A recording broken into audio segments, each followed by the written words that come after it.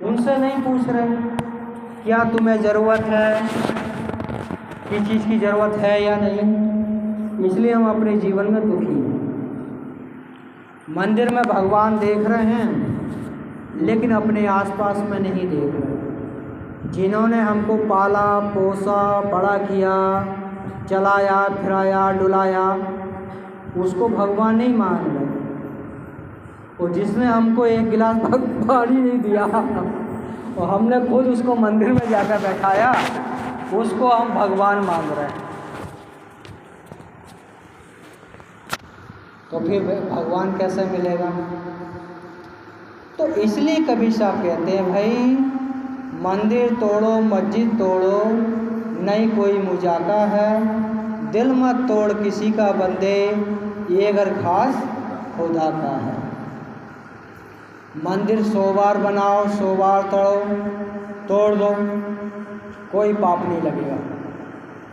लेकिन किसी जीव की हत्या कर दे तो वो तो पाप लगेगा, उससे तो मुक्त नहीं हो सकते, तो उसका तो भरना पड़ेगा। तो इसलिए अपने जीवन में उस परम तत्व को जानने की कोशिश करो, पहचानने की कोशिश करो कि सतगुरु कहना क्या चाहते हैं, महापुरुष कहना क्या चाहते हैं, वो हम कर क्या रहे हैं। सतगुरु ये नहीं कहते कि आप खेती बाड़ी छोड़ दो, नौकरी छोड़ दो, पत्नी छोड़ दो, भगवान मिल जाएगा, ऐसा भी नहीं कहते। वो तो कहते हैं जहाँ हो वहीं ठहर जाओ, अपने आप को सच्चा और अच्छा बना लो, वही भगवान आपको मिल जाएगा।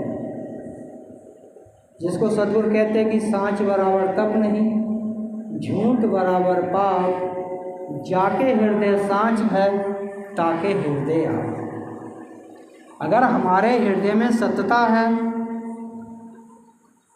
हम सच्चा के रास्ते पर चलते हैं, झूठ नहीं बोलते, तो हमारे हृदय में वो परम सत्ता प्रकट हो सकती है।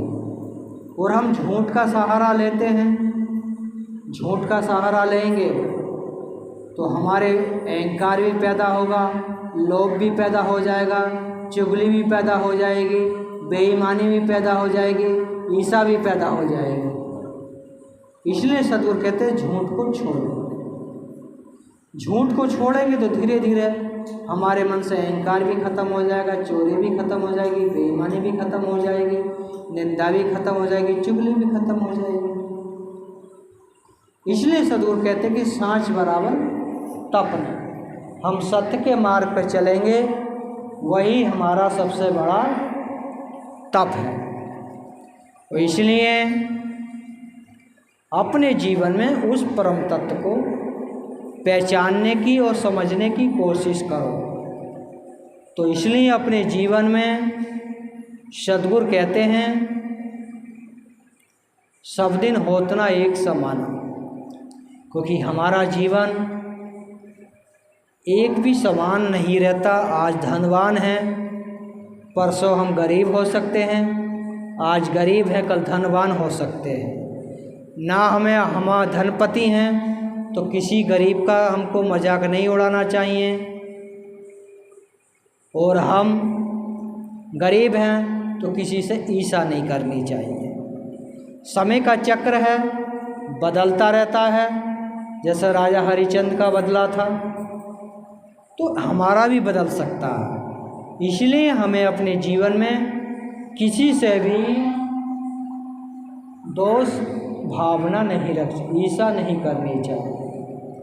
कभी हम आज आँख से देख रहे हैं, पल भर में ही ऐसा कीड़ा हमारी आँख में गिर जाएगा, उसके जहर से हमारी आँखों की लाइट चली जाएगी, और पल भर में ही हमारे शरीर में लकवा चला जाएगा और हमारा हाथ भी नहीं उठ पाएगा। इसलिए हम बलवान हैं तो हम अपने बल से किसी गरीब को ना सताएं, अपने पड़ोसी को ना सताएं, अपने भाई को ना सताएं, तो हमारी बुद्धि मानी।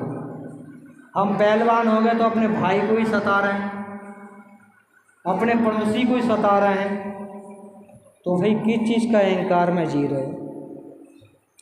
तो अहंकार तो रावण का भी नहीं रहा, राम का भी नहीं रहा, कृष्ण का भी नहीं रहा, कंस का भी नहीं रहा और शंभू का भी नहीं रहा। अहंकार किसी का नहीं रहा। तो बलि जो है, बाली बहुत बलवान था, लेकिन समय उससे भी बड़ा बलवान निकला। समय से बड़ा बलवान कोई नहीं होता। समय के चक्कर में आदमी फंसता है तो एक चींटी भी हाथी को गिरा देती है। एक चींटी भी हाथी को गिरा देती है। चींटी हाथी के सूंड में घुस जाती है तो हाथी लोटपोट हो जाता है। तो इसलिए अपने जीवन में किसी को भी छोटा मत समझो। सबको प्रेम से सबके साथ व्यवहार करो, दया का सबके साथ व्यवहार करो। ना धन का, ना बल का, ना ज्ञान का, किसी भी चीज़ का अहंकार नहीं करो। जब ही हमारा जीवन सफलता की ओर जाएगा। इसलिए अपने जीवन में जो सद्गुरु संदेश देते हैं, अंतर ज्योत शब्द के नारी, हरि ब्रह्मा ताके त्रिपुरारी, तेवी ना जाने आदि अंता। सतगुरु बीजक में पहला शब्द यही कहते, पहली रैमैनी यही बोलते, अंतर ज्योत शब्द के नारी, हरि ब्रह्मा त्रिपुरारी, तेवी न जाने आदि अंता। शब्द ज्योत, अंतर ज्योत शब्द के नारी, अंतर ज्योत। अंतर ज्योत क्या है? अंतर ज्योत एक शब्द, शब्द एक नारी। शब्द तो का जो जाल है उसको कवि शब्द नारी कहते हैं। शब्दों के जाल में भी आदमी फंस जाता है, और जो हमारी विकार इंद्री हैं उनको भी नारी कहा है। भोग विलास की नारी, उसमें भी आदमी फंस जाता है। और एक देहधारी नारी, उसके रूप रंग में भी आदमी फंस जाता है। 3-4 प्रकार की नारी, उसी को सद्गुरु कहते अंतर ज्योत शब्द एक नारी। उस माया के जाल में, शब्दों के जाल में ब्रह्मा विष्णु महेश भी फंस गए। क्योंकि एक बार शंकर जी फंस गए। विष्णु जी ने स्त्री का रूप बनाया खूब सुंदर, तो उस रूप के चक्कर में शंकर भगवान मोहित होकर उसके पीछे पीछे भाग गए उससे शादी करने के लिए। तो वो भी फंस गए, और ब्रह्मा भी फंस गए, विष्णु भी फंस गए। तो वो भी उस चीज़ का आदि अंत नहीं जाने। अंतर ज्योत शब्द के नारी, हरि ब्रह्मा ताके त्रिपुरारी, तेवी ना जाने आदि अंत।